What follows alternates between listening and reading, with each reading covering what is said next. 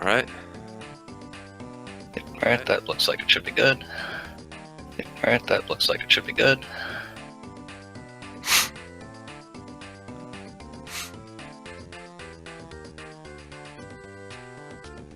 Alright, I'm ready with the timer, so whenever you're good to go. Alright, I'm ready with the timer, Alright, so sounds good. whenever you're good to go. Alright, sounds good. Alright, so this is Season of Flame 100%. So, before I start this, the goal of this is to obviously, you know, get 100% and trigger the quote-unquote good ending of the game.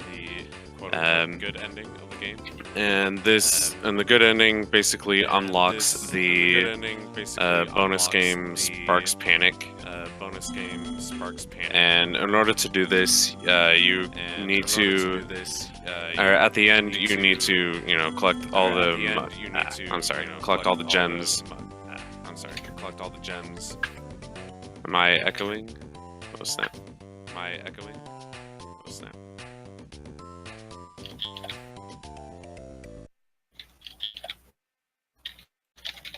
Is that better?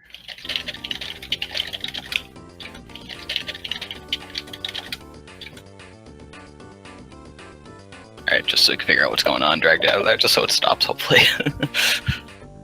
I don't know what was going on with that. Maybe, do you have desktop audio muted? Or?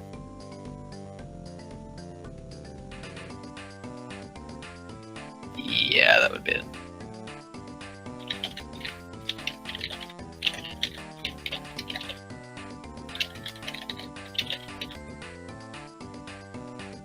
I've done that before, not gonna lie.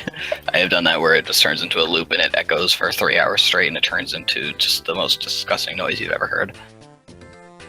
Okay, so that's fixed now. Oh, I didn't bring you back in there yet.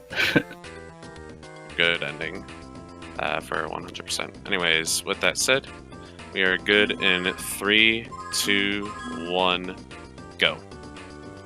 And right off the bat, we're going to do the intro skip, which obviously, you know, skips the intro. And it does a few more things as well, such as setting our life counter to 0. And we're going to use that for a... Alright.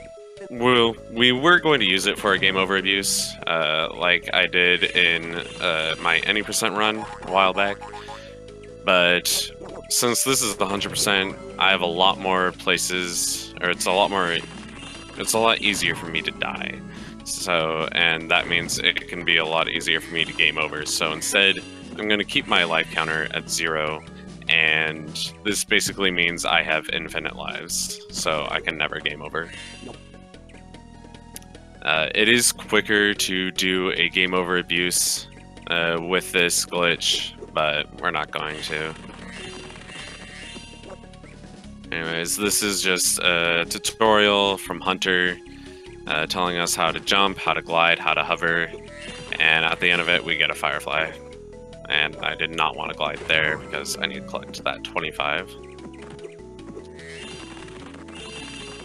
And now we are here at the first level, Country Farms. And right off the bat, I'm going to be gliding straight to the end of the level from the beginning, using a very much intended glide here, gliding over that fence. And this will allow me to... Whoops. And this will allow me to gain access to my flame breath earlier than normal. But before I do that, I need to do this minigame, where it's pretty much just an auto-scroller type minigame. It always lasts for a set amount of time, and it's always the same amount. And I just pretty much have to keep these jugs of milk frozen for this random pig to appear. Yay. Just appears out of nowhere, it gives us a firefly for keeping the milk cold.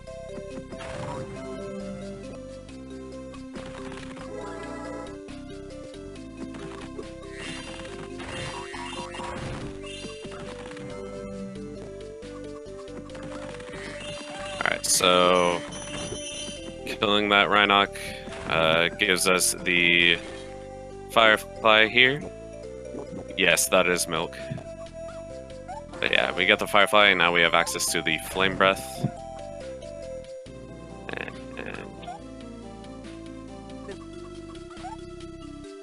there we go. And now this allows us, or this saves us from having to backtrack throughout the whole level to burn all these haystacks. So, hold on one quick second. Alright. That's better. Alright, so in each level, including the homeworlds, there is about 7 or 8 items. There's about 7 or 8 items that you need to flame with either your Fire Breath or your Ice Breath, or in a few levels later on, Lightning Breath. And so once you get the last one, you get a Firefly. So yeah, the story of this game is, so Rito makes a comeback, and he decides to steal all these Fireflies, and these Fireflies are the source of the dragon's flame breath. And so without the Fireflies, we can't breathe fire, for whatever reason. So our goal is to collect all the Fireflies back so the dragons of Dragon Shores can breathe fire once more. That's pretty much what it is. And Bianca and Hunter are here to help, and Bianca's magic allows us to breathe fire again for some, but it isn't quite strong enough to allow the other dragons to breathe fire. So we need to collect all the Fireflies for that.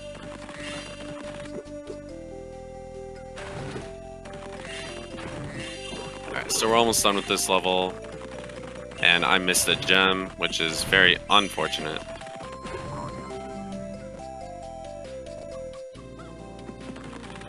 I don't know how I missed a gem. Oh, I missed this guy.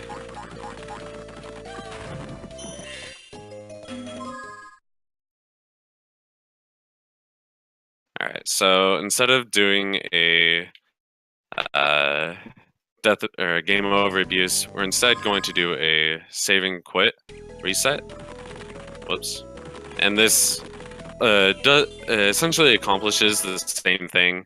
It skips a gem counting sequence, and it teleports us back to the beginning of the homeworld. However, it is a bit slower than the alternative of doing a game over abuse, because oops, I need that gem.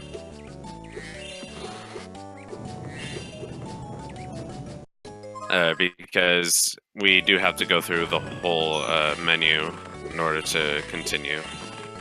So I'm going to grab the checkpoint there because I am going to do a death abuse, or a death warp rather, after the freeze tag minigame over here. And freeze tag is rather annoying for casual players because the imps can move around in a seemingly random pattern. But it's really not random at all. All you need to know is if you do the exact same movement every single time, then the Firefly, or the pixies here, will move the exact same way every single time. And that's both rounds for freeze tag. Rather quickly. So shoutouts to 2 other Seasonal Flame runners that don't run it anymore. That's weird. Yadra and Missing No. Yadra pretty much came up with a lot of the route in this game, particularly for 100%. I improved, not really improved, but I changed it up a little bit for a few levels. Just to fit my own needs. It makes me feel more comfortable.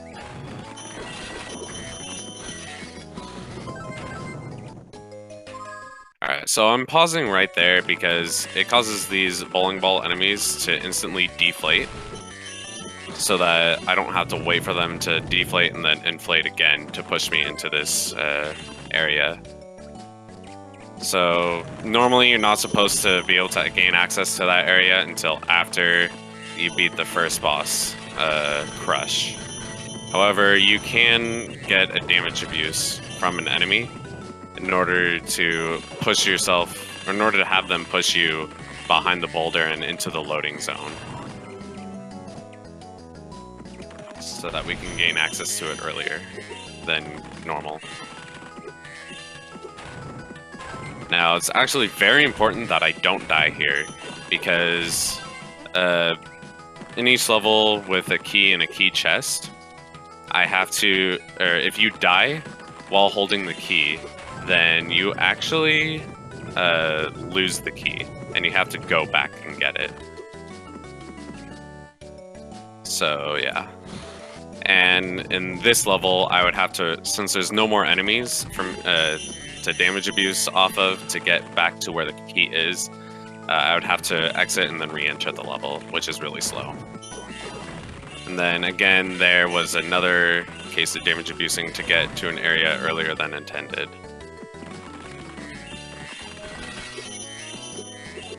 And I think I missed a gem. Yeah, I missed a gem. How do I keep missing gems? Why did I do that? Anyways, no, Rito is not in Season of Ice. The main... Oh, there it is. Good. The main antagonist for Season of Ice is a twin-headed, like, sorceress type thing. His name is Grendor. Anyways, save and quit reset there just to skip the gem counting sequence. Because since we're collecting every gem in the game, or in each level, it takes a really long time to count through all of them.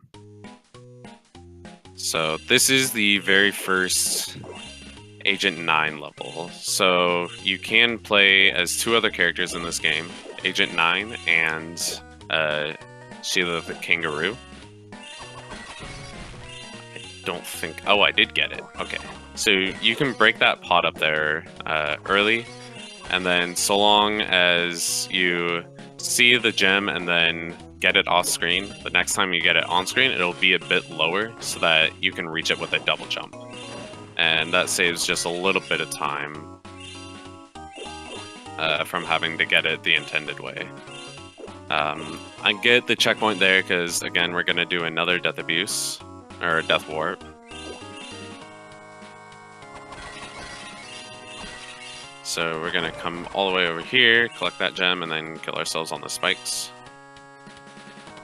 Now, the good thing about Agent 9 is that he actually does not have any lives. Even with the underflow glitch that you get during... even with the life underflow glitch that you get using the intro skip, you actually... Agent 9 always just has infinite lives. So that's always nice. I don't have... You never have to worry about it.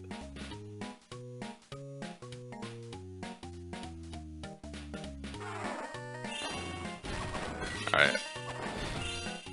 So this part is going to be a little bit tricky. Hopefully I don't die. Alright, good, I didn't die. And I collected everything, that's good.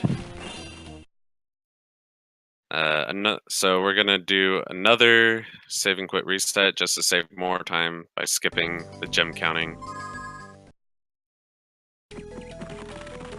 And you'll actually be seeing a lot of save and quit resets. Or save and quits. Because they do save a lot of time throughout the course of the run. Because that's just how long the gem counting is.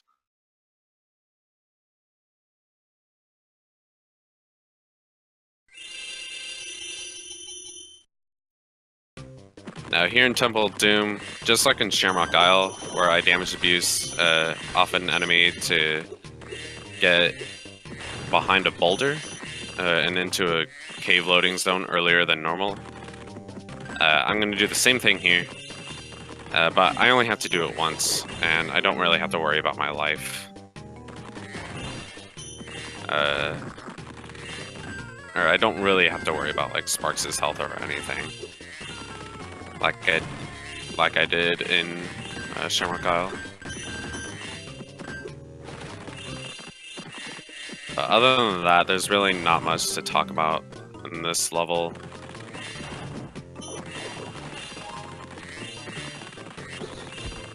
And Sparks ran out, so I'm gonna get fodder. So a really annoying thing about this game is the gem collecting. Gem collecting is really annoying and really difficult without Sparks. And it's even more difficult than in the original PS1 games to do without Sparks. Because the movement in this game and the other GBA games is so wonky and so weird.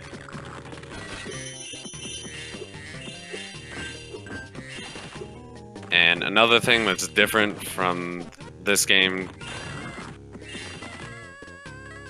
Another thing that's different from this game compared to the other games is that in the original PS1 games, if you kill an enemy with a charge or a flame charge, or you break a basket or a vase or whatever with a charge, then the gem automatically homes in on you. That's not the case with this game. No gems home in on you. At all, no matter what. You have to wait until either Spyro touches them with his body or Sparks collects them.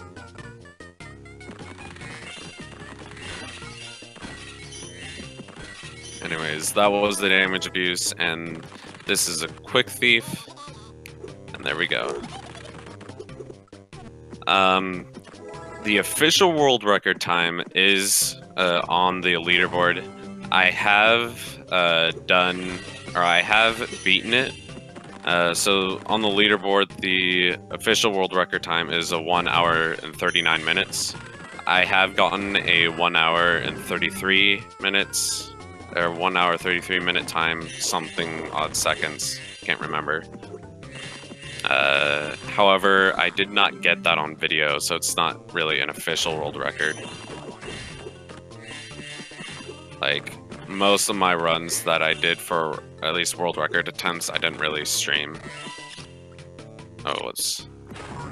I'm so used to skipping, or so used to any percent and skipping the text right there.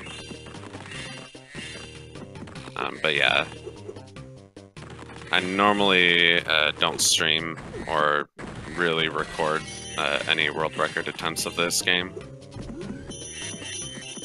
So, yeah. And it's the same thing with any percent. I have beaten the world record time on the any percent leaderboard. But again, didn't record it, so no proof. Anyways, that's one level where we don't save and quit reset, because it doesn't really save all that much time. It saves like maybe half a second, but it could save more time, but I'd have to go through a completely different route than what I'm using here to get to the next level. So this is the first instance of moneybags. There's 4 times that you have to pay him. Each time you have to pay him more gold, or more gems, and he just loves to steal your money.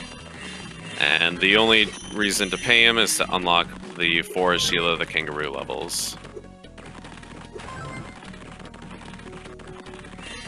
Alright, so I'm gonna unlock this portal here, but I'm not gonna enter it. It's just because I'm already here. That's why I'm unlocking it.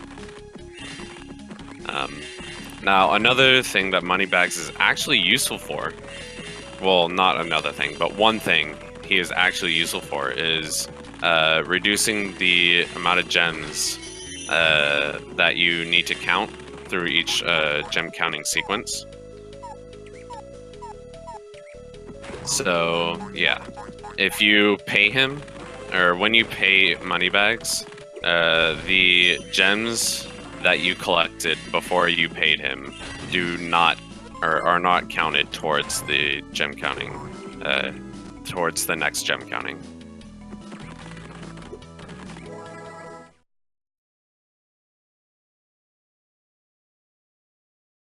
Alright, and I also just realized I skipped a level, but that's okay. It doesn't matter too much.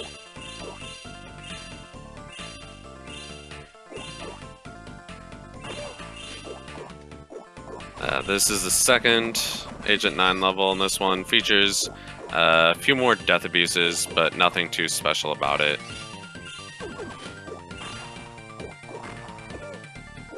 So yeah, I don't really know what to talk about now.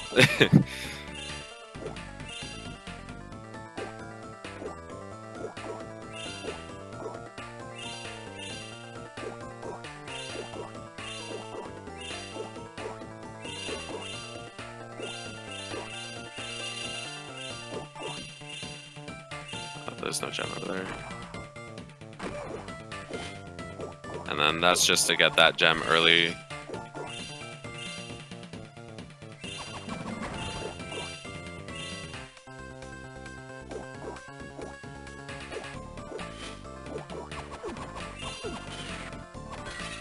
Alright, so I'm gonna pick that up. So this is a weapon power-up pretty much, and it just speeds up your firepower. Doesn't deal any more damage, but it's also limited in the amount of time. Or it's also limited in the number of bullets you can hold. It doesn't refill or anything like that. So your normal bullets, when you reach 1, you will always have at least 1 bullet left. It does refill if you reach 0.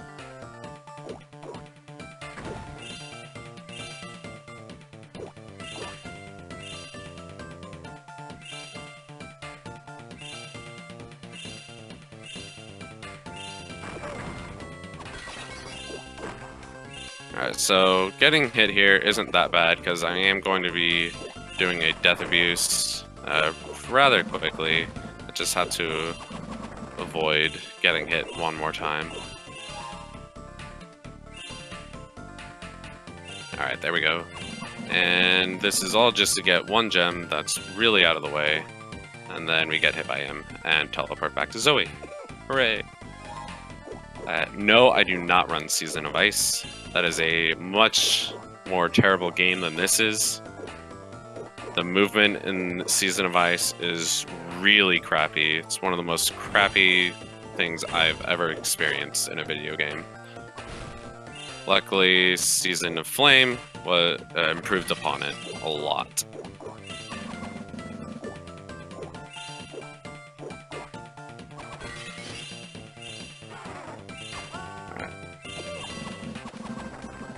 And that is Alpine Adobe.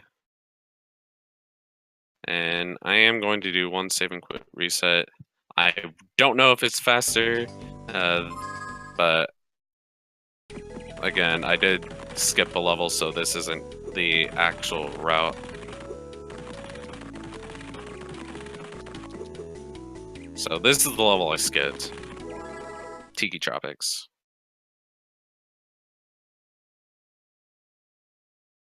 And this level, I don't know. There's only really one noticeable thing to talk about, or notable thing to talk about, and that is a special like side quest that you need to do to light a bunch of these green tiki, or not light, but flame a bunch of these green tiki torches.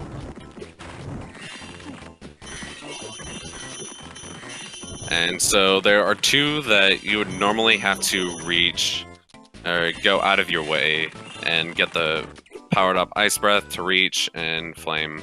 And that's one of them right there. But as you can see, I can just make a very easy glide to it and reach it that way. And then here's another one. And then the other 3 are really close together and very quick to get. or at least compared to how those two are originally intended to get.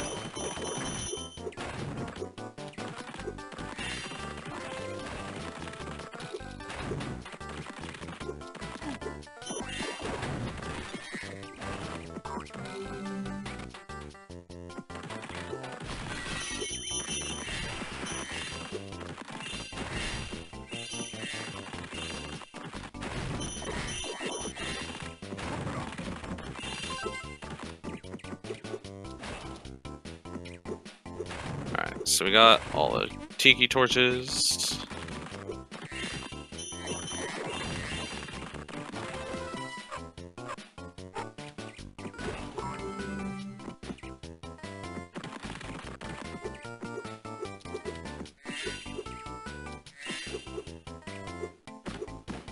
Alright, so I'm making sure to get zapped by Zoe there for the checkpoint. Because if I die, that would be very terrible and waste a bunch of time. But now if I die, it won't waste as much time. Because for whatever reason, when you're in, or like certain levels like this one, where you have to bomb, or not bomb, where you have to like flame all these green thorns, well, for whatever reason, if you die before getting the checkpoint, then they all respawn. And you have to flame them all over again. However, if you do get the checkpoint and then you die, then all the ones that you've already flamed and burnt down are still there, or they stay gone. And it's the same for a lot of similar, or for a few other levels. Like the ones where I had to charge the bombs into the water. Ooh.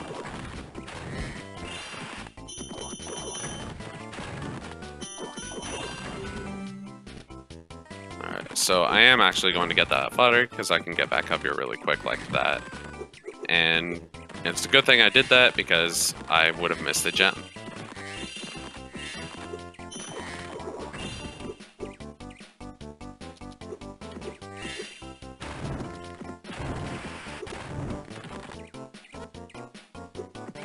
Oh, come on. Alright, so we're almost done here. I would miss those guys. And I still missed the gem.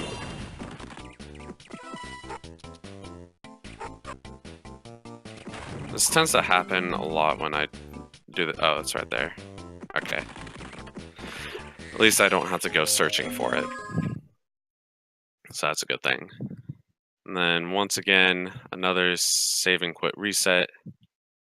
Or save and quit just to get to the next level faster. So one more level in this homeworld, and then we can go on and fight the first boss, Crush. And this is the Sheila level, or the first Sheila level. And these ones are very boring. But at the beginning of them, Sparks will start talking to you and telling you a little bit about the area that you're in and what you have to do. But you can skip that text by pausing the game as soon as the black outlines start completely disappearing, or the black edges of the screen. So yeah. Enemy movement in these levels are completely random, so I do have to kind of adjust to their movements to see what the fastest way is to kill them.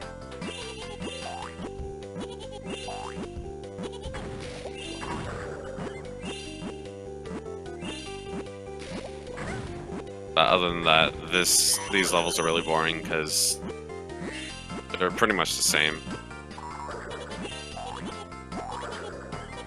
Yeah, this is some really tiled shit. There is one very interesting glitch that you can do in these levels, but I won't showcase it until a later level, because it's the only level that'll be useful in to save some backtracking.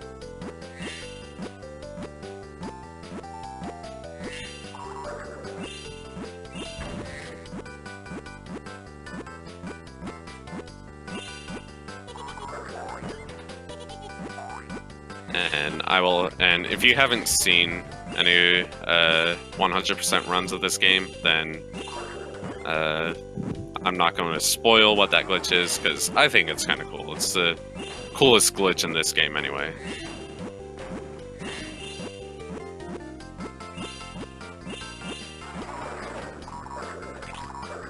I actually probably could have showcased it off right there, though it wouldn't save any time. I wouldn't lose any time either, though. But we'll save it till when I actually need it.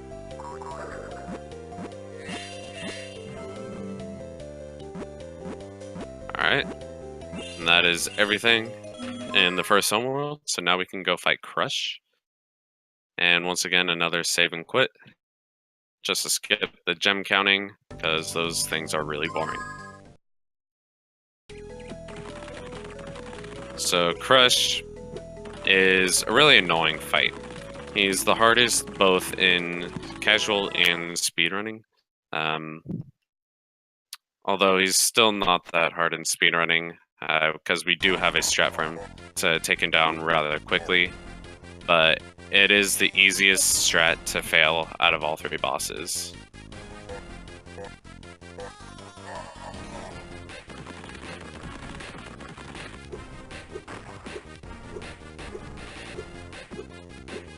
Alright.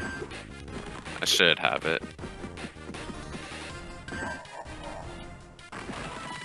Alright, and we got it. So that gets all 3 hits off really quickly. And the reason why he's so annoying is because with each hit, he starts moving faster, so it gets harder to hit him with the second and third hits.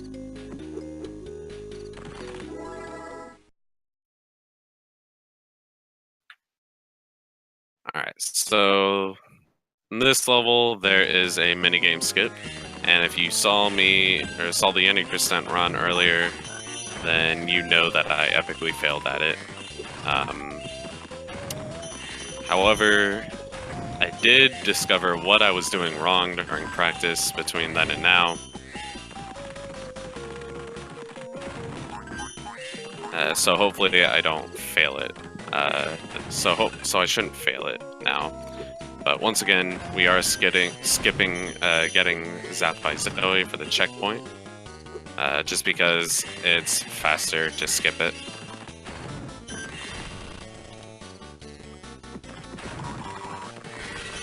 Because since we do die in the minigame skip, if we do get the checkpoint, then we just get instantly teleported to her. But if we don't, then we get teleported to the beginning of the minigame, which is faster. So that's what we prefer.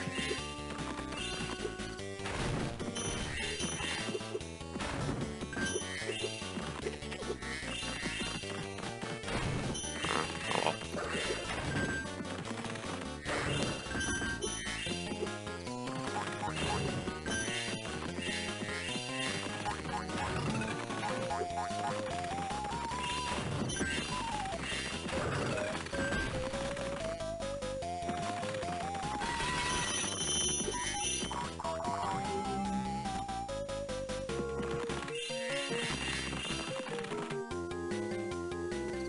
Alright, so here comes the minigame skip. And I just realized I've collected enough lives that I'm above.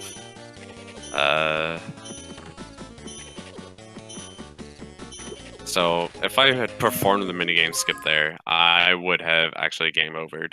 So instead, I'm putting myself at 0 lives. And then I'm performing the life underflow glitch again, pretty much. So I'm back to infinite lives. Kind of forgot that you can bring yourself back up to normal lives from that. So that's a little annoying.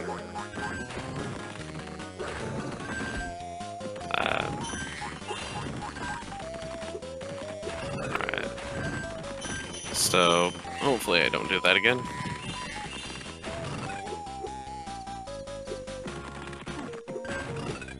But yeah, I did have to do that.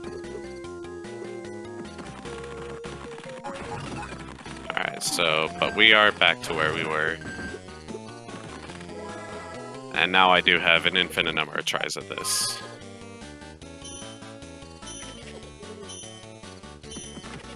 Alright, so I did get it first try, which is really good.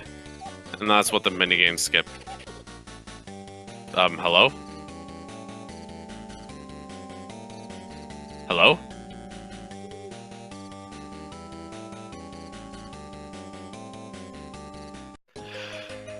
Well, that's another thing that's never happened before. This level just doesn't like me during marathons.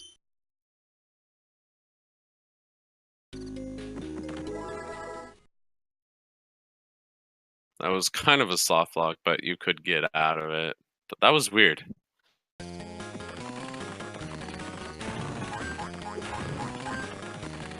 I swear this level just doesn't like me.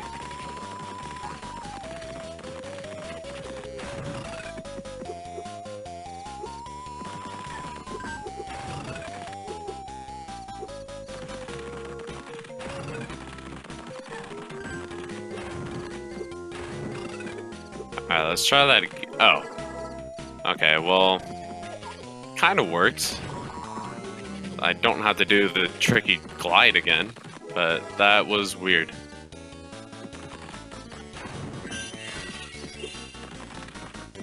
Oh my god, come on. Alright, there we go.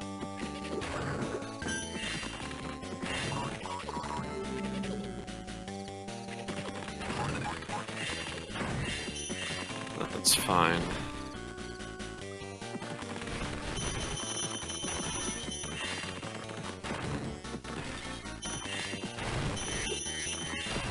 Alright, so we pick up Yorick here, and we need to take him back to the end of the level. Now, with how long it takes to do this, he's guaranteed to talk at least once. But if I am fast enough, then I can stop him from talking more than that. But every once in a while, if you're still holding on to him, Yorick will talk, and he may say something useful, but most of the time it won't be useful at all.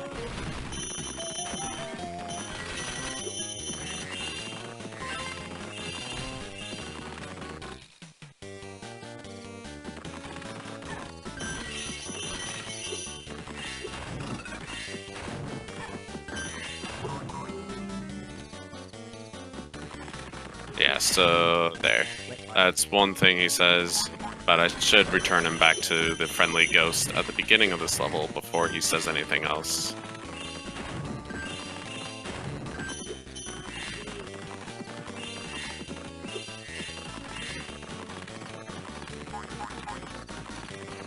Alright, good. I've collected everything. And then we get a text skip there by exiting the level while while collecting the final Firefly. And then, alright. So, this is a little bit, well, not a little bit, but a pretty big route change compared to what I've done in previous marathons. And the goal of the route change was to minimize the amount of time we're spending in the gem collecting, like cutscenes and everything. And this is where money bags starts to become useful for a change, rather than not useful and stealing our money. So, all these gems that we collect, at the very end, we're gonna be paying money bags and then entering his level that he unlocks for us.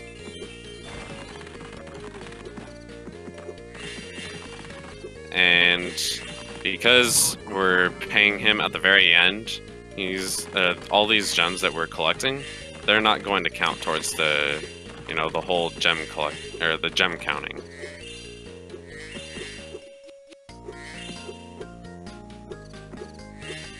So that's really good, and it'll save a bunch of time.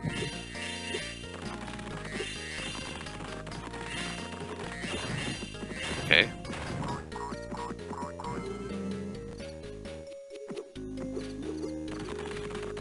Alright, so this isn't the money bags that we're paying.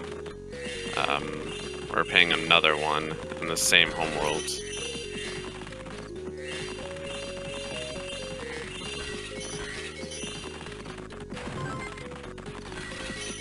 Also, these boulders right here, they're pointless. You can literally just jump over them for, like, you're supposed to break them with a charge. Since you've beaten Crush now, you can do that, but that's pointless because you can just jump right over them. Alright, so talk to Moneybags, we pay him 1,000 gems because he's a greedy bitch. And now we can enter Arctic Outback. Or not Arctic Outback, Lunar Ledges. And once again, press start to get the sparked text. But yeah, like I said, paying Moneybags those gems is actually a good thing because all the gems that we collected do not count towards the gem counting when we enter this portal.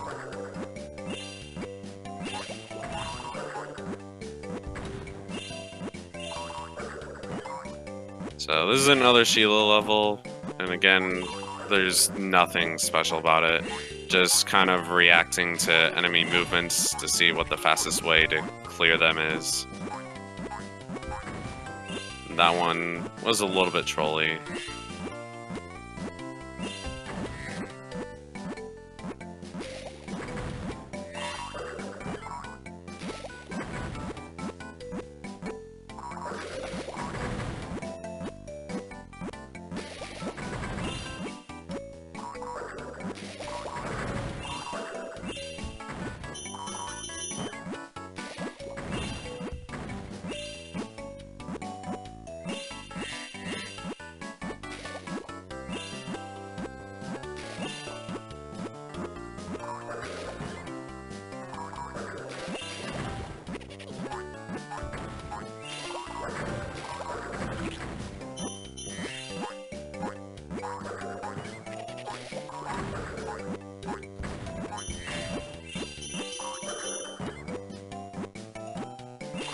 You're forgetting, this isn't just any kangaroo. This is Sheila the kangaroo.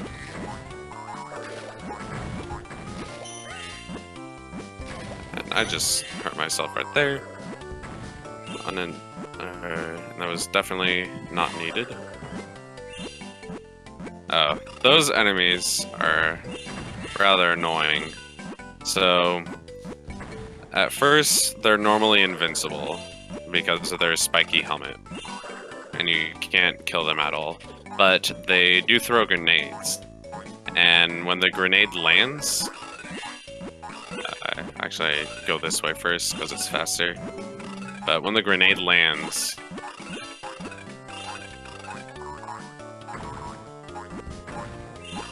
it knocks off their helmet and then you can kill them. Or if the grenade lands one space away from them, it'll knock off the helmet.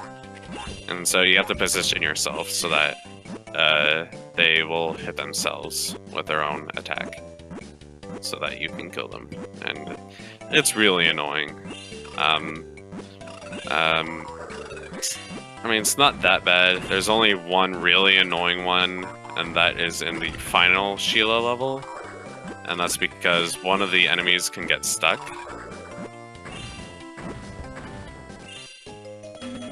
So yeah, that's not a good thing.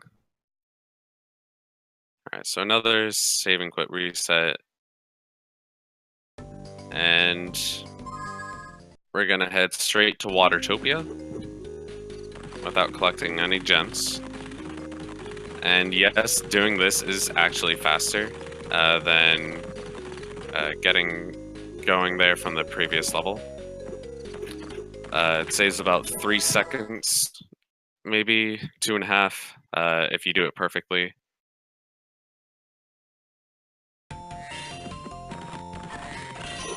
But since I bonked, it saved only about maybe a second, but it was still faster.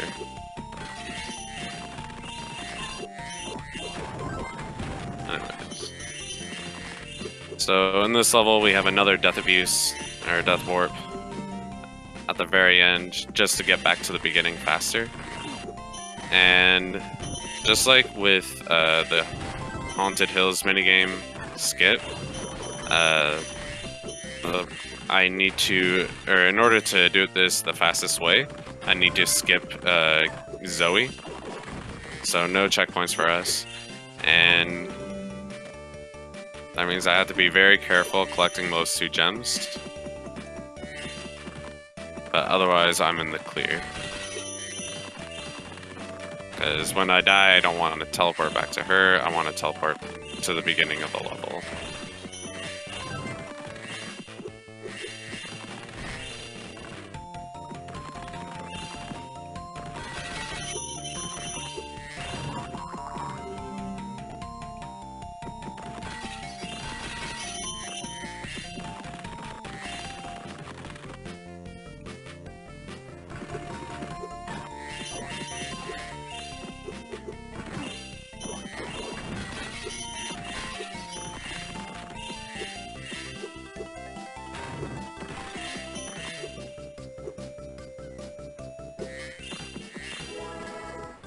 Ooh, I messed up Quick Thief there. I barely missed it.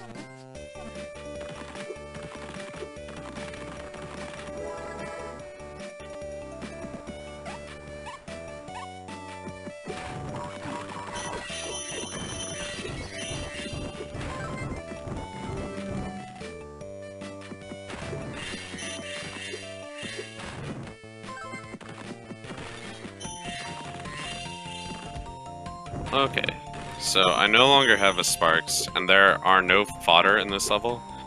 So the only way to get Sparks back would be to either die or collect a Firefly. And the reason why collecting a Firefly would give me Sparks is whenever you don't have Sparks and you collect a Firefly, it always gives you the lowest level of Sparks. So in this case it would be green, but when you get, or when you beat Gulp, you gain an extra red level of Sparks. So it would be red then. However, there are no more Fireflies that I can collect. That'll be faster. Because there's only 2 left in the game, or in this level, not in the game. So I just have to pick up all these gens with Spyro, and that's really annoying. As you can tell already. Or probably, anyways.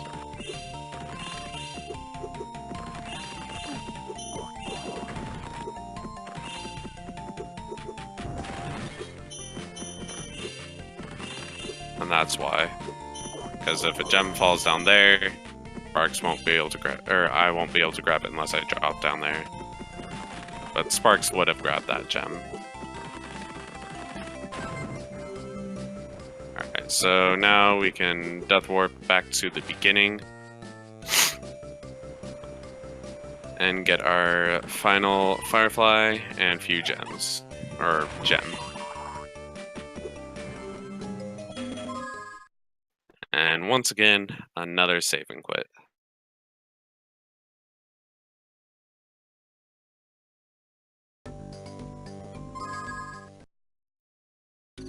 So now we're going to be collecting the last bit of gems here in the homeworld, and as well as Fireflies.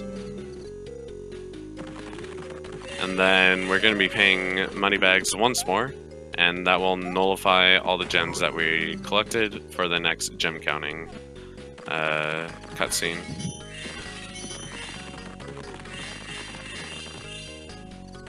Alright, so this is Arctic Outback, the 3rd Sheila level, And this is where the glitch comes in handy, and it saves quite a bit of time for backtracking. Ooh, I missed the text skip there, so that wastes a few seconds.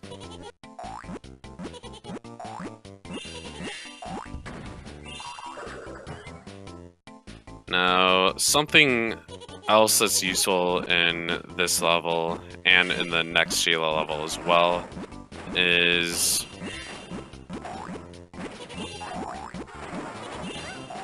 whenever you ground pound those things, you can actually, if you pause while you're in the middle of your ground pound, then when you unpause, you can start moving during the cutscene when you normally shouldn't be able to.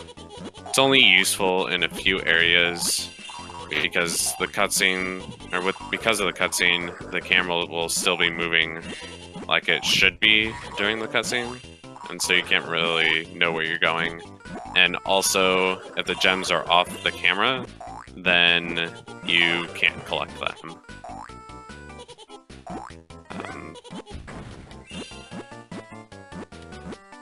So it's actually more useful in more areas than I use it in, but it probably only saves like maybe half a second, and I generally don't like doing it. But the very last generator that we ground pound is very useful, and it saves quite a bit of time because the cutscene is actually very long. But most of the other cutscenes are short enough to where it really doesn't matter. Alright, so here's where the glitch comes in handy. And I'll do it first and then explain it afterwards.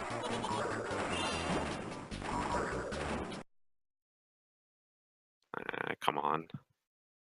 Come on. Nope. Nope. Nope.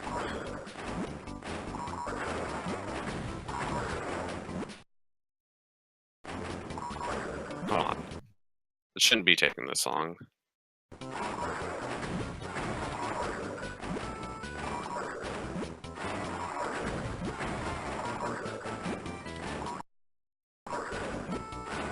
Unfortunately, it is pretty precise. Come on.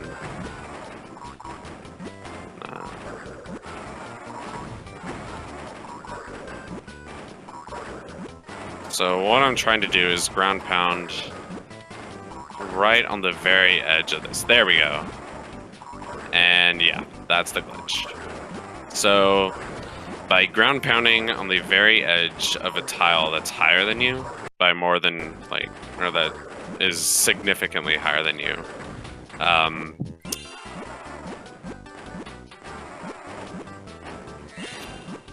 so by doing that, it pushes Sheila forward a few squares.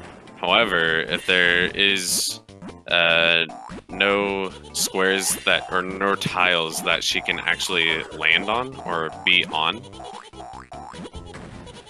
then it just propels her super far up and out of bounds. And really, it isn't that useful, except from that one area, because it does save some backtracking. But other than that...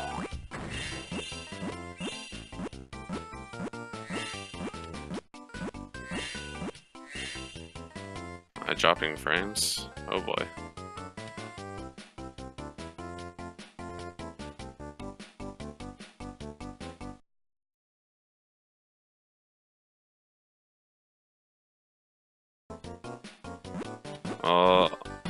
Unfortunately, I don't think I can do the glitch again. Well, actually, I can. Just so you guys can see what it looks like, I can do it right here. But like I was saying, yeah, there we go.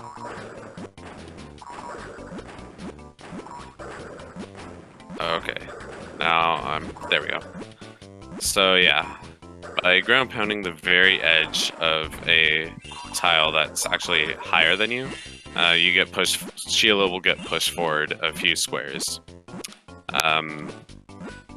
However, if none of the squares, or if there are no good squares that she can actually be legally standing on, according to the game's rules, then she just gets pushed up, super high up, and out of bounds. And we use that to skip an icicle that we normally can't melt without this generator. And so it saves quite a bit of backtracking.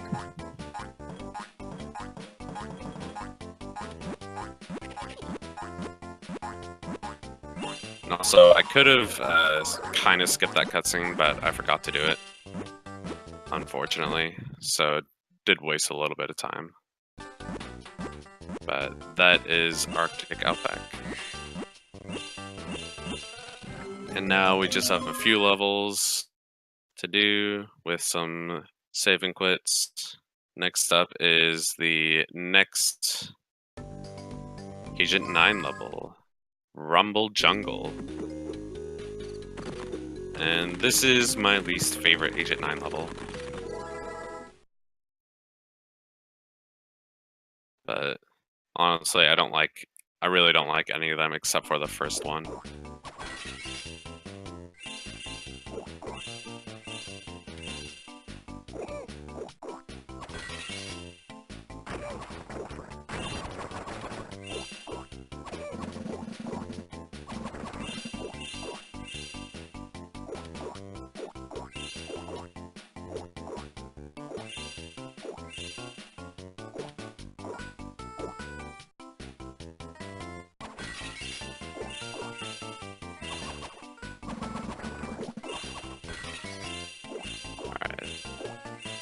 So luckily I survived to get more armor there, or more health.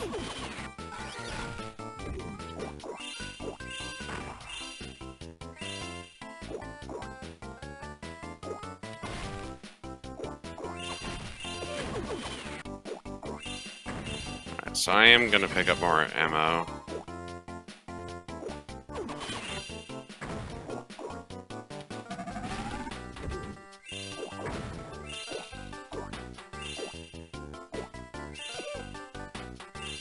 I need a gem right there.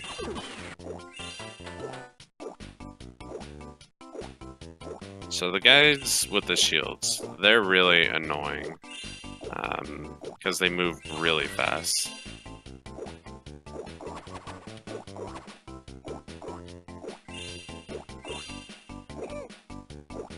And they take 4 hits to kill, 3 to get rid of the shield, and then 1 to get out there. But because they're just so fast, like, it can still be difficult to deal with them even if you know where they are.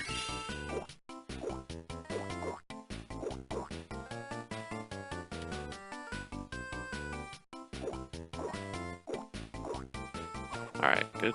Get some more health. And I'll pick up this super ammo here.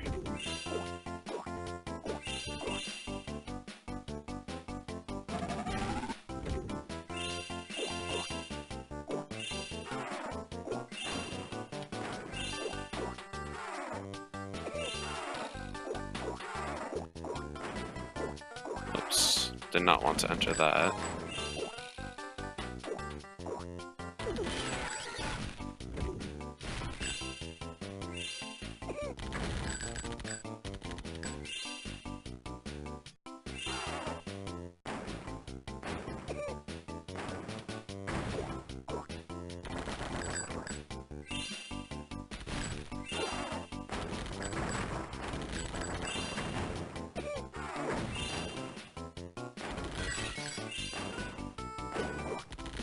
Ooh, that was close.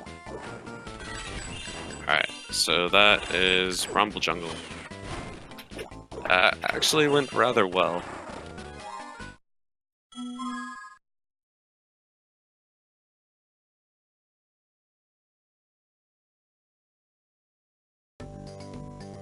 Alright, so 2 more levels, and then we can go ahead and fight Gulp.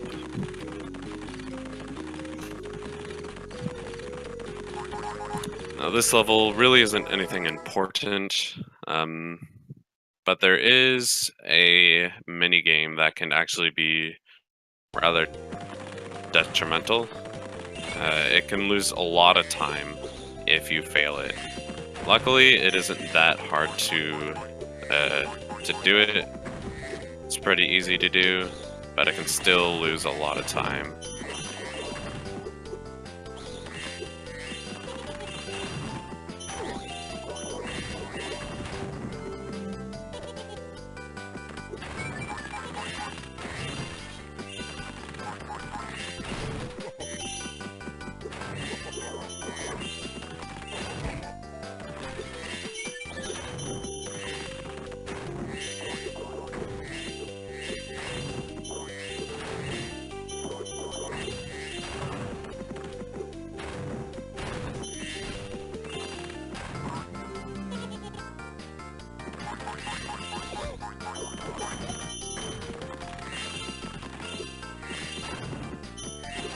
Alright, so here's a minigame.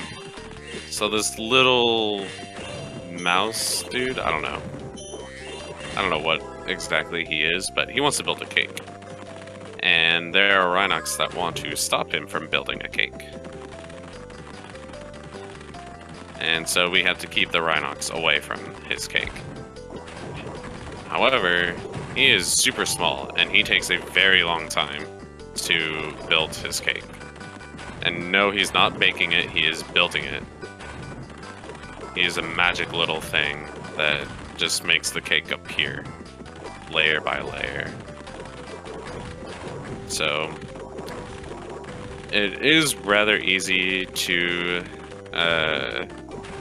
pass this minigame, but if you do happen to, but because it takes so long, if you do happen to fail, then of course that's going to lose a bunch of time. And if you happen to fail twice in a row, then you are just bad at this game. And I almost lost that. That was very clutch. But yeah, if you fail that twice in a row, then you're just bad at the game, because failing it once puts it on easy mode, where only like half as many Rhinox will spawn.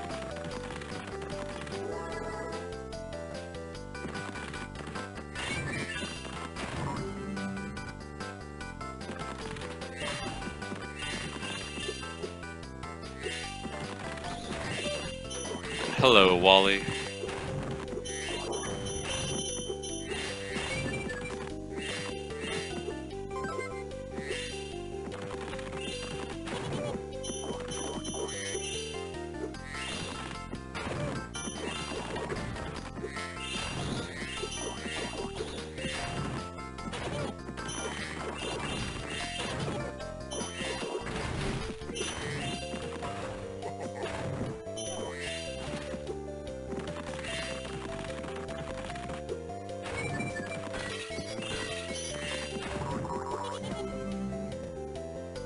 I want that bunny for the extra life.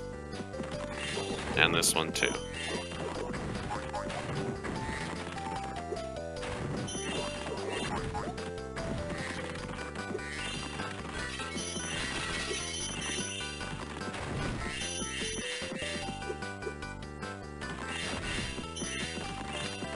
Alright, so this is one of the few levels where, if everything goes right, that is, it's one of the few levels where you actually collect a gem last before exiting level and not a firefly.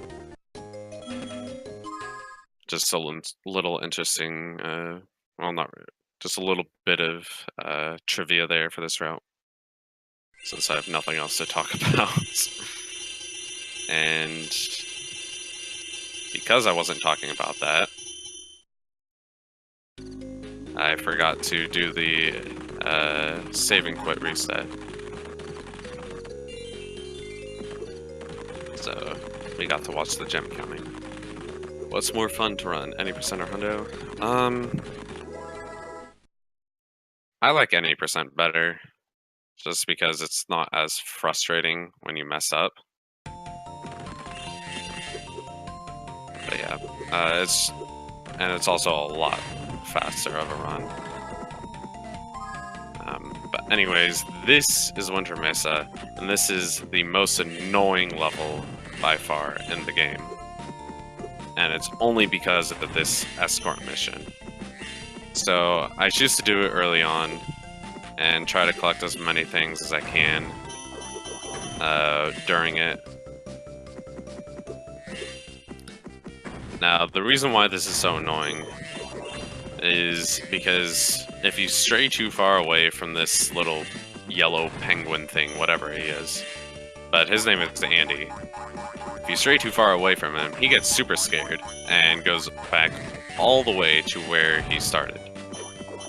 And you have to escort him throughout the entire level. And it's actually very easy. Well, not very easy, but it's not that difficult to fail because of the snowmen in this level. The snowman enemy is... I hate this game. I hate that guy. But the snowman enemy can freeze you like that. And that is almost guaranteed to cause you to fail the minigame. Anyways, I'm just going to go through the route as normal and then do that later on, because I failed that of my own accord.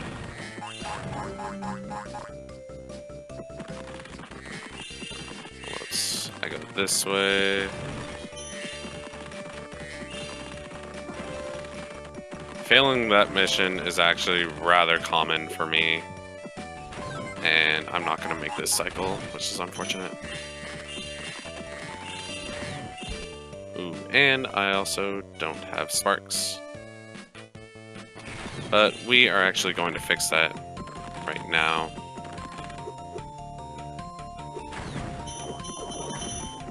So, another cool thing about this game, when you don't have sparks and you collect a life, you instantly gain full health sparks.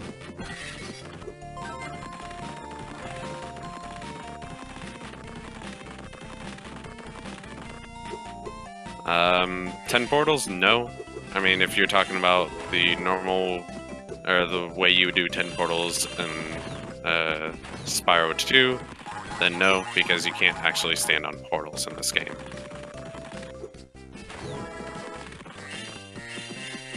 Oh my god.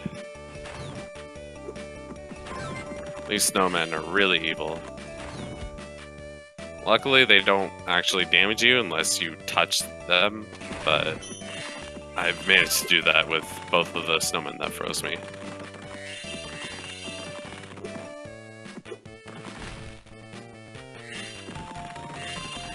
Alright, so now we get to do hockey.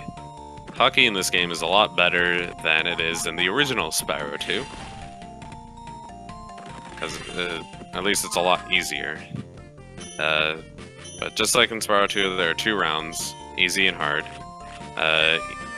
And you both have 60 seconds of both rounds. In the first round, you have to score 5 goals. Second round, you have to score 8.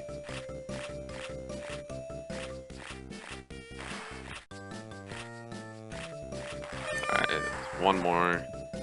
This was kind of an average hockey. A good time would be above 40 seconds for round 1. And then a good time for round 2 would be around 29 seconds.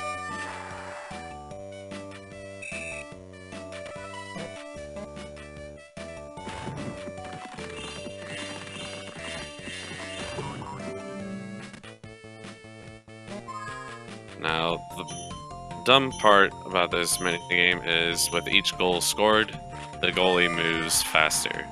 And by the time you get to scoring 6 goals, and you want to score that 7th and 8th one, he moves incredibly fast. So it's kind of hard to score on him.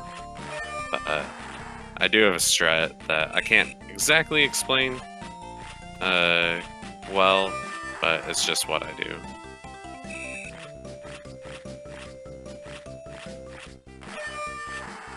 Oh. Yeah, I guess I misunderstood the question. Yeah, 10 portals is was done earlier in this marathon. I don't know why I thought you meant in this game, particularly. So yeah, the goalie moves rather fast now, but I can still manage to score on him because he's terrible.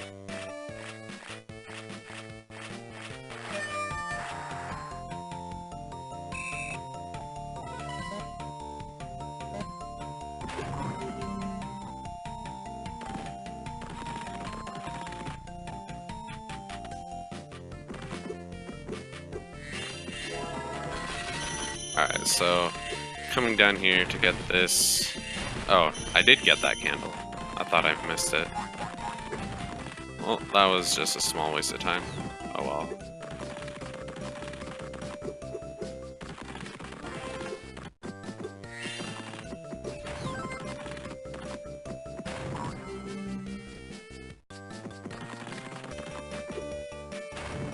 Alright, so now we open the chest. And then using a very tricky glide here, we can reach the end of the level to get that final one. Or to get that final candle.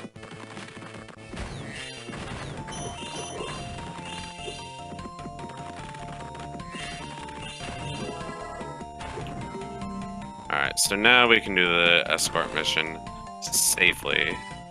I want to make sure I don't die with this glide. So now we get to escort Andy all the way home.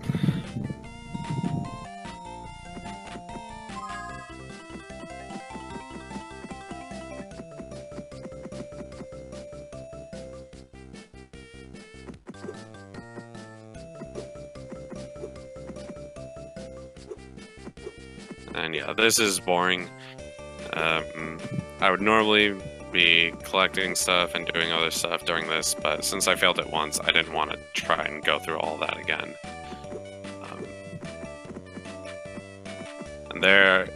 And with the route that I do in this level, there are some clutch moments, very close moments, to where you can fail the mission. If you just stray a little bit too far. But it ends up being the fastest route that I know of for this level. Yeah, just have him push me. And then he doesn't really climb stairs or go downstairs or anything, he just instantly falls.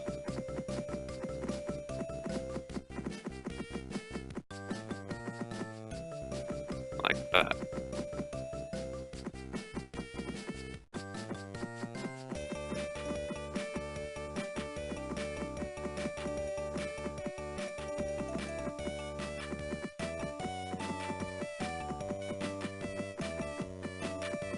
Alright, so... Alright, so I did get walking while talking there, which was interesting. Alright, so that is the final level of the homeworld, of the second homeworld.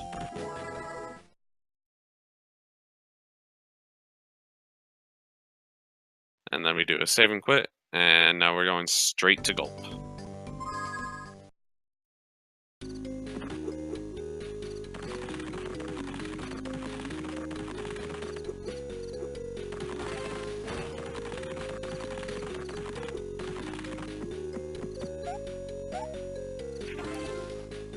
So Gulp is much faster than he is in the original Spyro. And normally he would be kind of like an auto-scroller, but we can speed it up by manipulating these missiles to run into him early while they're in the air. And doing that causes them to drop to the ground early, so I can pick them up faster and hit Gulp faster. And this just speeds up the whole fight.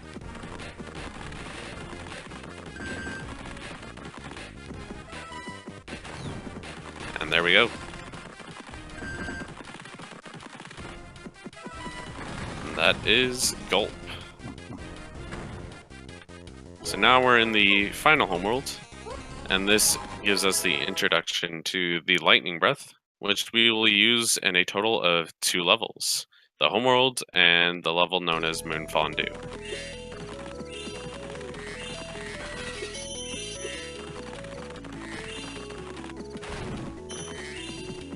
And those are the only times we will ever see the lightning breath, which is kind of sad because it is a cool power-up.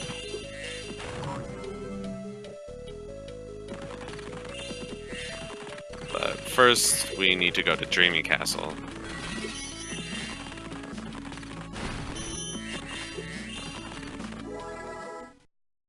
And Dreamy Castle's route is entirely dictated on the king of the castle, King Sleepy By, or whatever his shithead name is. So pretty much we need to go from one place to the next, burning his, or flaming his hot air balloon. And this will cause him to move from one place to the next. And yeah, he's very slow moving from one place to the next. And so we have to do some other stuff while waiting for him to get to the next area.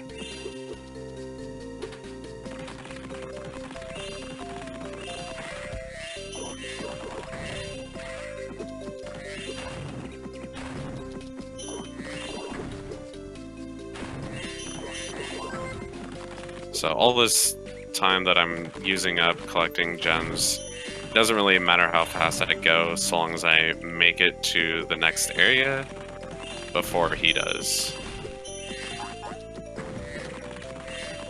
Otherwise, I am technically wasting time, and I think I wasted a few seconds there. Okay.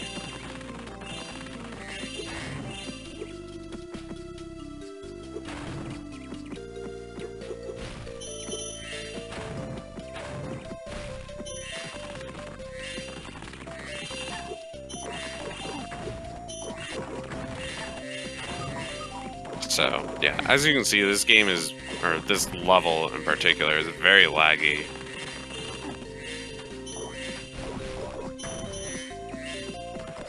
And that's just because of how much there is on the screen in this level.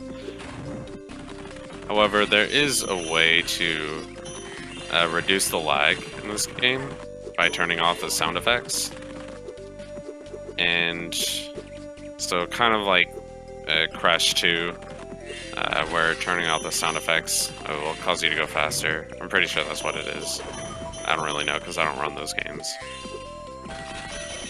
But yeah, turning off the sound effects will reduce the lag, but it's not really all that interesting to watch a run with no background music or anything like that. So I just choose not to do it.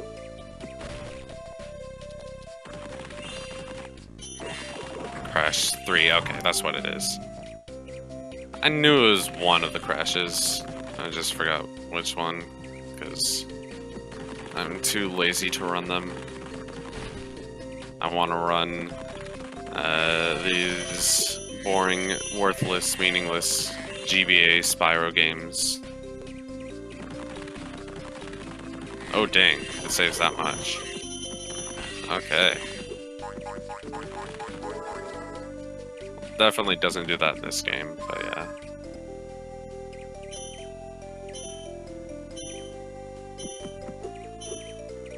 Actually, I'm gonna go back on what I said, and I'm gonna turn off sound effects for this level only by doing this. So, yeah, this is also, in case you didn't realize, that's a minigame skip. Definitely not intended by the developers, but you can easily reach the end of the minigame from the beginning. But anyways, as you're entering the end of that minigame, you can press pause or you can enter the pause menu, and that will, for whatever reason, turn off the sound effects for this level only. I don't know, Wally, and that's up to you. I started routing it. I got through the first homeworld, and I'm like, no, this is dumb. I'm not doing this anymore. Yeah, we have nothing else to do except wait for this platform.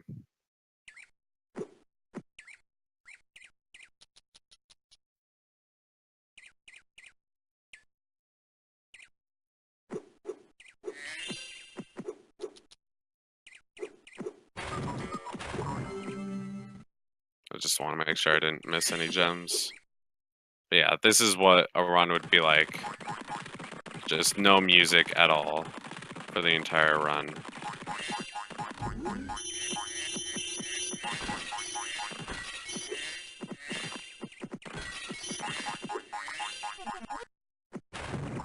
Okay, well, I got through the first homeworld like a long time ago, so I don't remember anything from it, from the route that I came up with.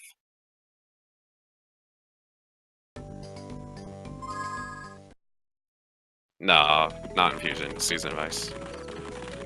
Alright, so here's Moon Fondue. The first appearance of the Lightning Breath.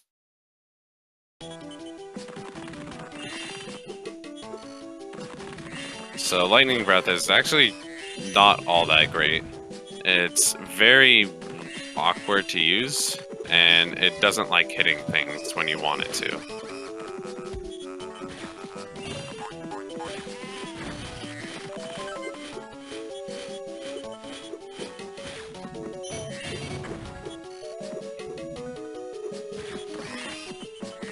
Yeah, it's really awkward to use.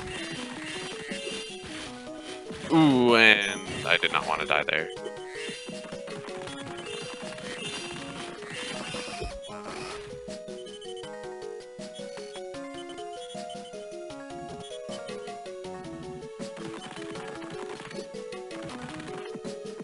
Oh, also I forgot I have to hit that. So, yeah.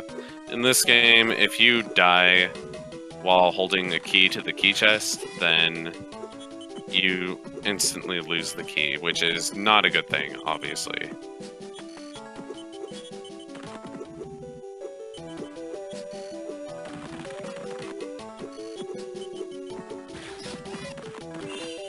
So I'm gonna go ahead and open the key chest right now, because I really do not want to die again. And that is very unfortunate.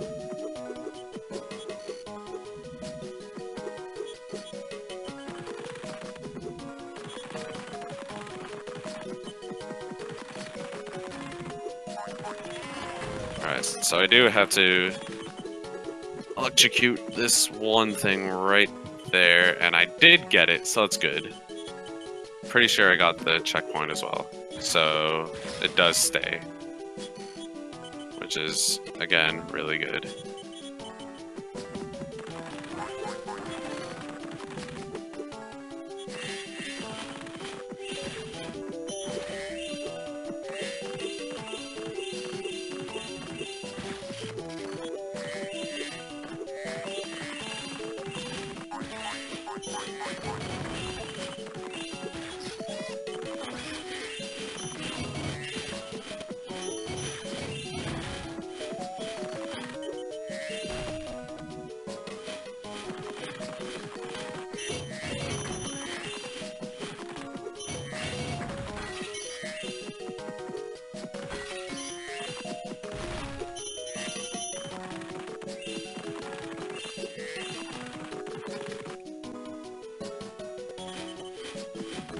I can't make that jump. Oh, lightning.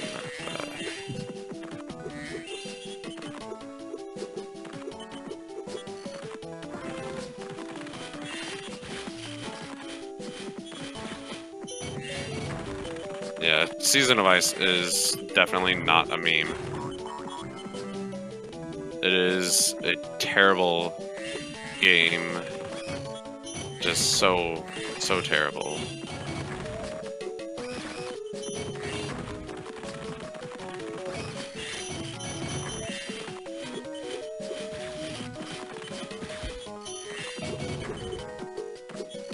Oh my god, this guy's annoying.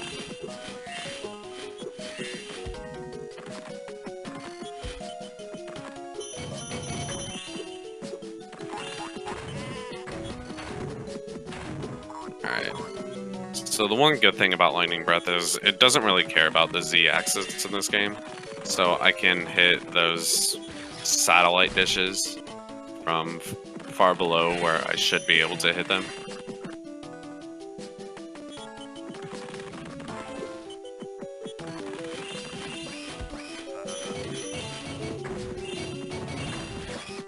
But I still need to come up here just to get one gem.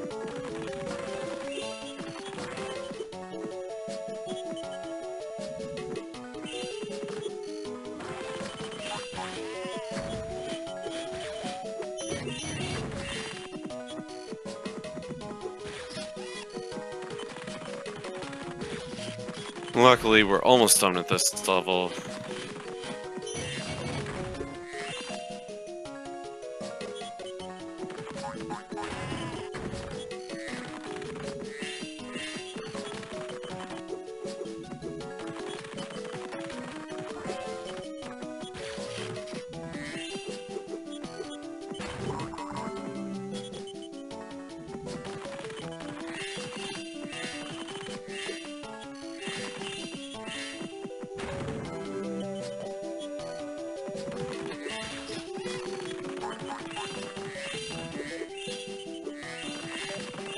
So after electrocuting and powering up all those satellites, or satellite dishes, that opens up the ability to do this minigame over here.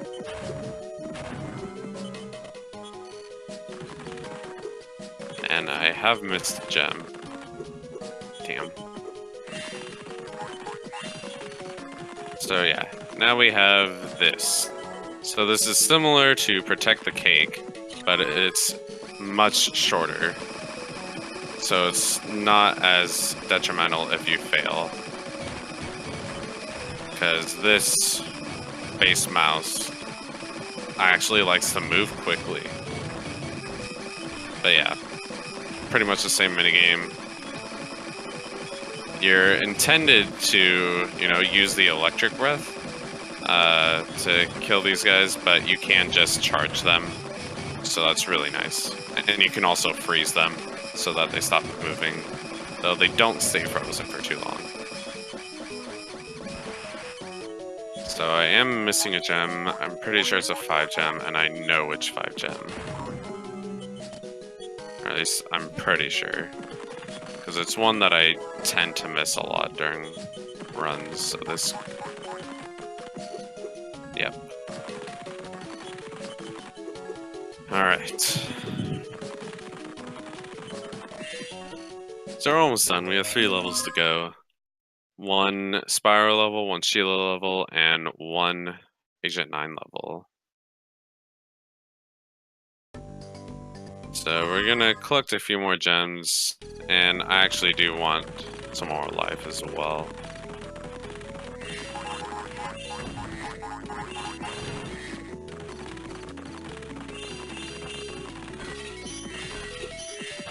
So this is the final Spyro level of the game, and it's Gypsy Road, and it's actually kind of annoying as well, because if you remember back in Shamrock Isle, the freeze tag minigame, well, this one also has freeze tag, except it's harder.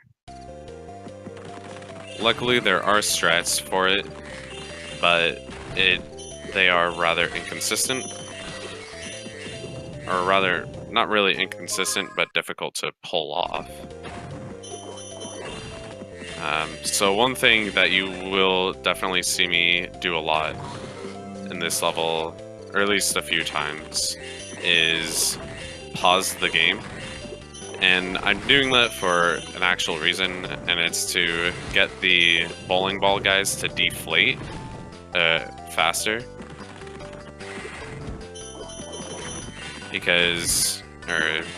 So pausing causes them to deflate like immediately, and that saves some time over having to wait for them to do it on their own.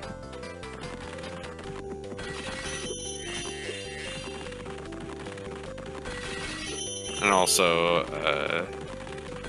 so that I can kill them, because they are invincible while they're rolling around. I can't freeze them or damage them in any way.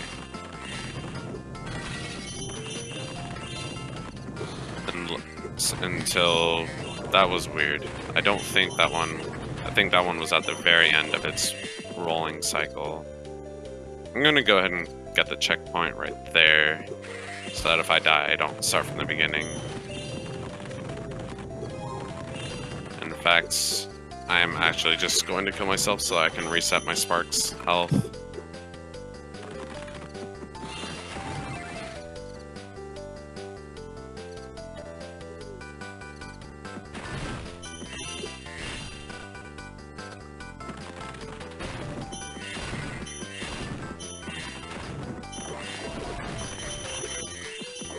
Alright, so coming up, here's the freeze tag minigame.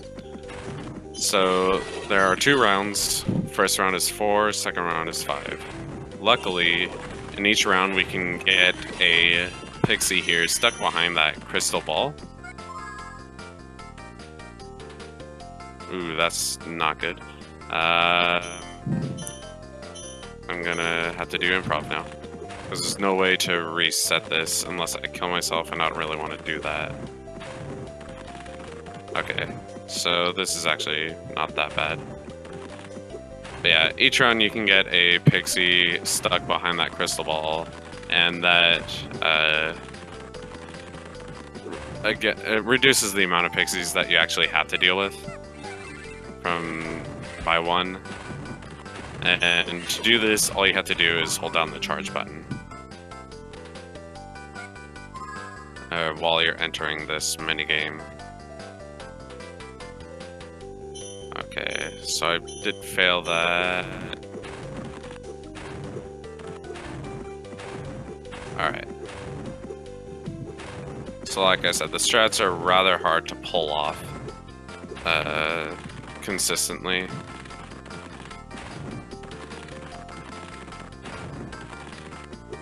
But, okay. Trying to freeze this one stuck in the crystal ball is harder than it seems, apparently. Shouldn't be that hard.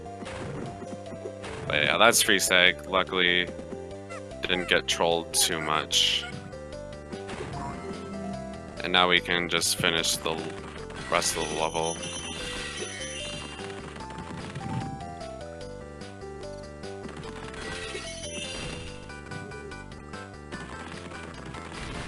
Also, I am doing this level backwards, in case you didn't notice. And the reason why is mainly because of the key in this level. It's further, so the key that I just got is in one of those. And if I did this level forwards, then I would have to do some backtracking.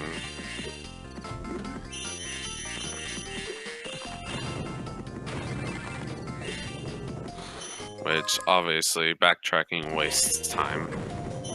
So doing it backwards does save a little bit of time.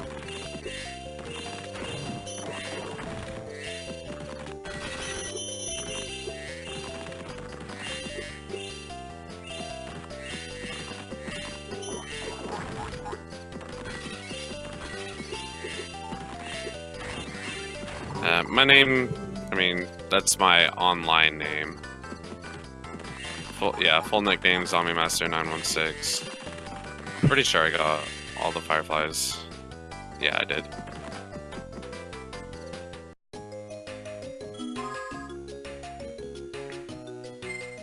But yeah, there's a few of us that speedrun the GBA Spyro games. No one does Season of Ice because it is the worst. I'm currently the only semi-active one doing Season of Flame that I know of. There were 2 others that are on the speedrun leaderboards, or speedrun.com leaderboards. And then there are a few that also run Attack of the Rhinox as well.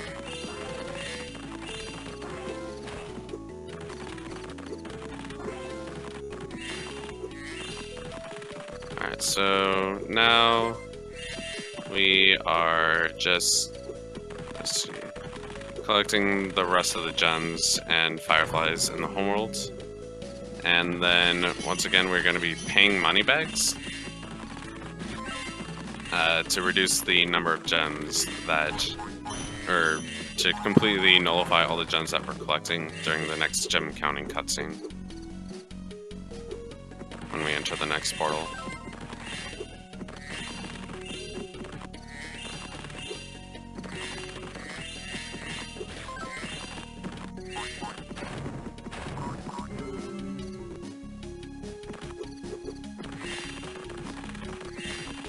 Alright, so I am leaving a few gems behind because there are 2 more pedestals that I need to hit with the lightning breath, but I simply don't have enough time, or 3 more, but now there are 2 more. But I simply don't have enough time to do it with the 30 seconds that I started with there, so I go back and redo, and refresh the power-up, so that I do have enough time.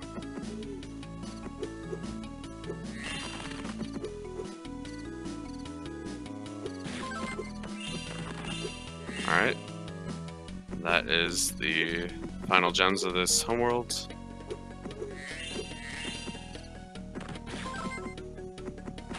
And then we pay money bags to unlock the final Sheila level. And there we go.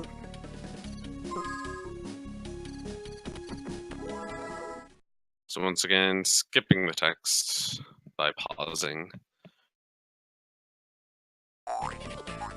Now this level really isn't that, nope, there really isn't anything noteworthy except for one thing that can happen at the very end, where there's an enemy that can get stuck on one of these lanterns, or not on one of these lanterns, but it can get stuck inside of it and somehow be on the same exact tile as it, which should be impossible. But for whatever reason, it's not, and it tends to happen quite often for me, and I have no idea what causes it, so I don't know really how to prevent it. And it's nothing that I can't work around, but it does take quite a bit of health to finally take care of it, or solve the issue, and get him unstuck. Because in order to get him unstuck, I have to break the lantern.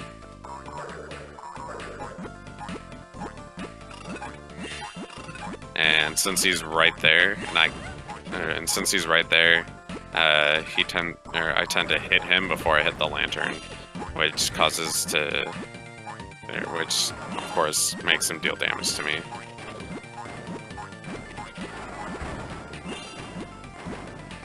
It can in some places. There are some cutscenes where it doesn't save any time, and it would actually be slower.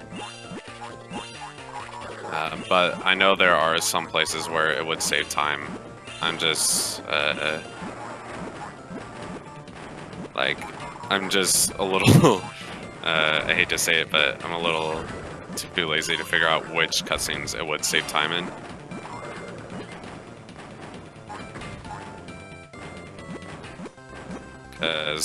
Because that one right there I know would actually waste time, because you can't actually move or advance any further into the level until that tumbleweed is destroyed. I don't know how I got damage there. I know I pressed the attack button.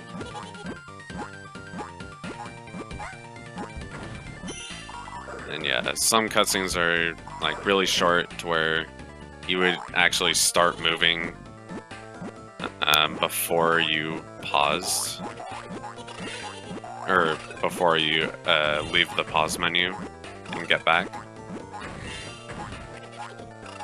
So it really isn't worth doing it. Like that one right there, it would actually probably save like half a second. Alright, so luckily the guy did not get stuck here. This is where he would normally So this is the enemy that normally gets stuck in that lava lamp.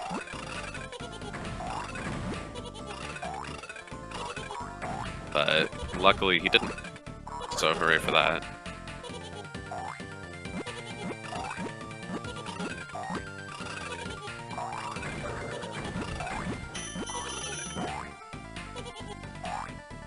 Alright, so yeah, this one would actually save a decent amount of time.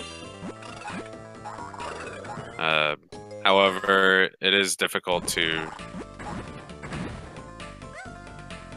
traverse. Ooh. I think I just caused a soft lock.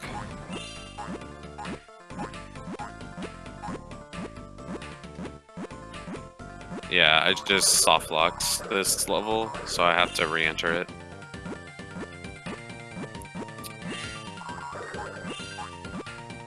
So apparently pausing during or while the lava lamp is actually destroying the tumbleweed instead of right before, instantly or cuts it short, and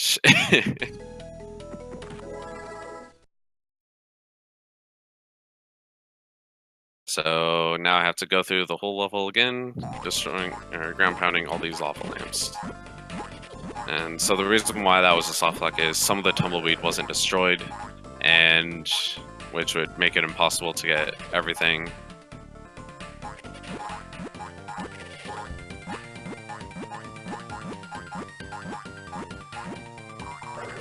And as well, the end of the firefly from destroying all the lava lamps didn't spawn, so I wouldn't have been able to get it, obviously. Alright, so let's do this again.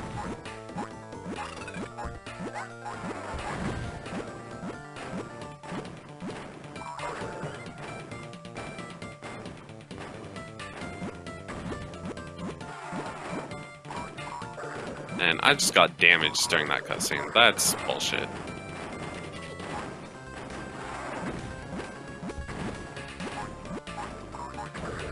Yeah, this video game is definitely the best. Like, it's the best Spyro game ever. Everyone, I don't know why no one else runs this. There's just no flaws in this game whatsoever.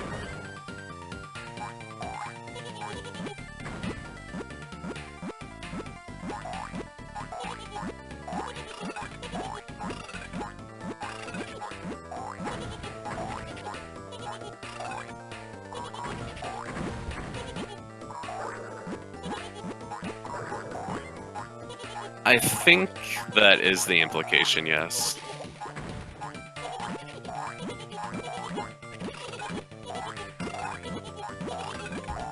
And yeah, I know, that doesn't seem practical.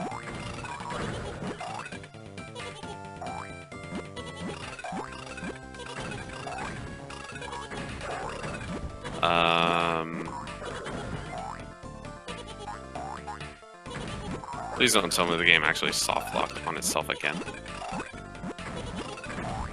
Well, not soft lock, but I don't know if there are a few gems that are missing. I don't know if I collected them already. But I died. So yeah, I don't know. I've never experienced it myself, but the official world record run on the speedrun.com leaderboards, in this very level, she had some things just not spawn at all. Forgot I got these gems.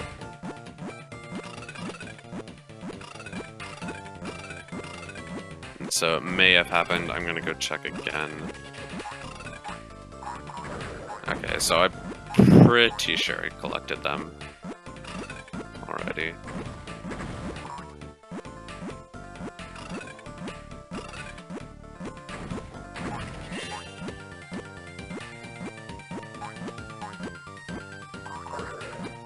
Alright, so we go up, collect this, and then we backtrack to collect the final few gems.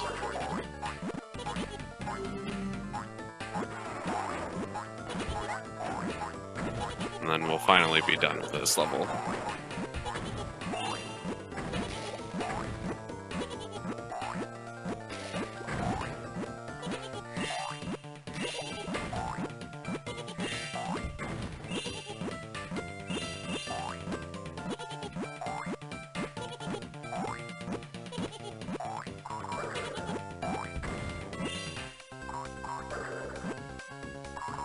Alright. So we have one more level to go. And it is somewhat long, but I shouldn't be over my estimate for too much.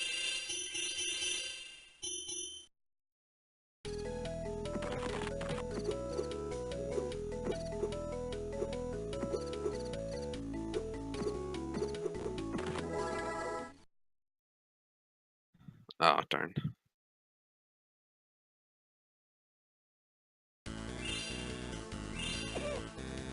Yeah, in this level, there is actually a lot of those enemies. And they will always spawn behind you when they start charging at you.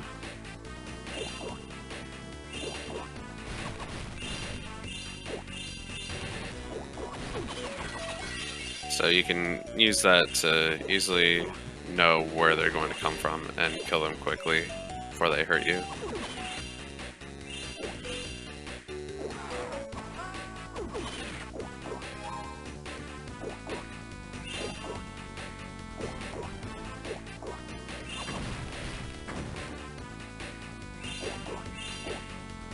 And I'm gonna pick up some more ammo.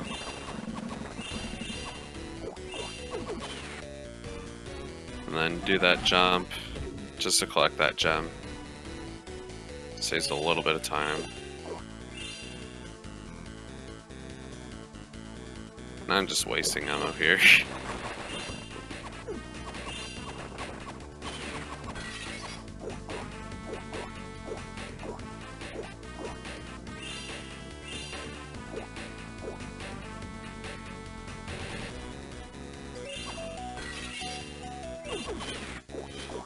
Alright, so there's a checkpoint.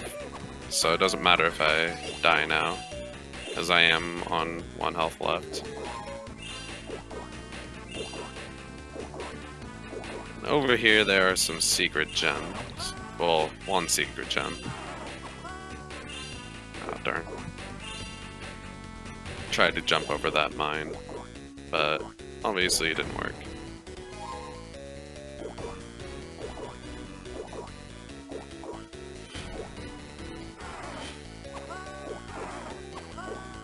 Alright, so I could take the paths to the right, but it's actually faster to come up here and take the one to the left. Because there will be a checkpoint up here that I can get, and then I'll take and do a few death warps back to that checkpoint.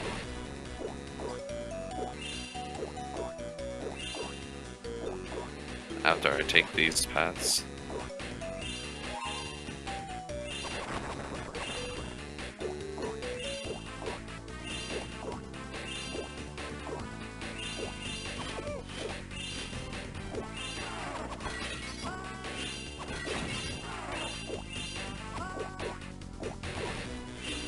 Alright, so that's one. And then where I spawn conveniently sets me up so I can drop down 2 times and land exactly on that platform.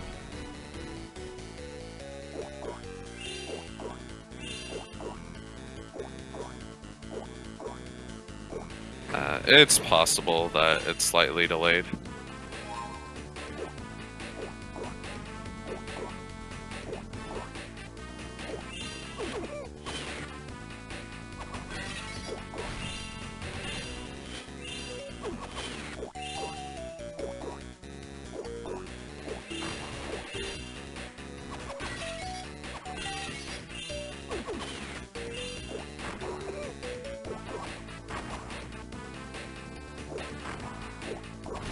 Ah, did not want to get damage there.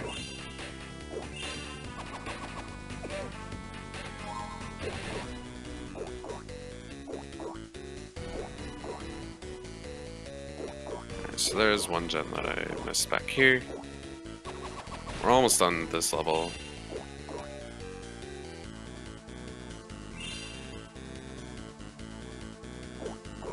And I actually think I will be under my estimate.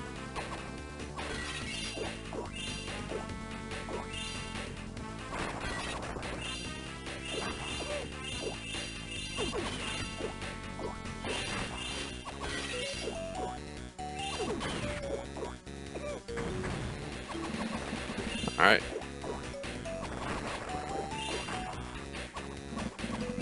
And then we do one final save and quit. And we have 100%. So now all that's left to do is fight Ripto, get the money back that I got from Moneybags.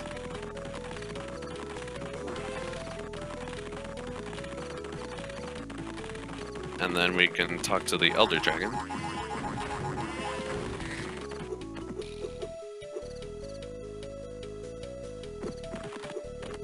And trigger the good ending.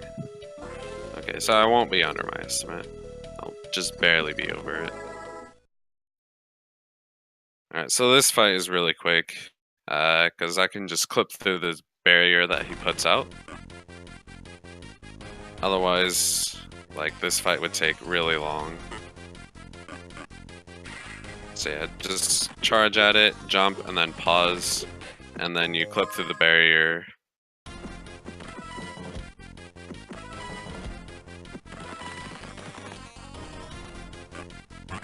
And there you go. And get all 3 hits off really quick. And then I need to talk to Moneybags to get back all the gems. And now when I talk to the Elder Dragon, I can trigger the good ending. So time is coming up. And 3, 2, 1 now. And there we go.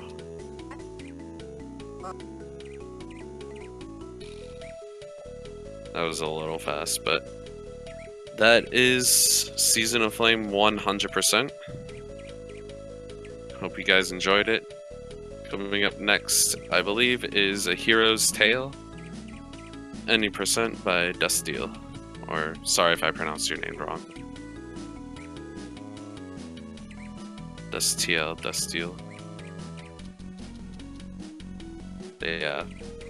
This is definitely the best Spyro game ever. I recommend everyone pick it up as a speed game.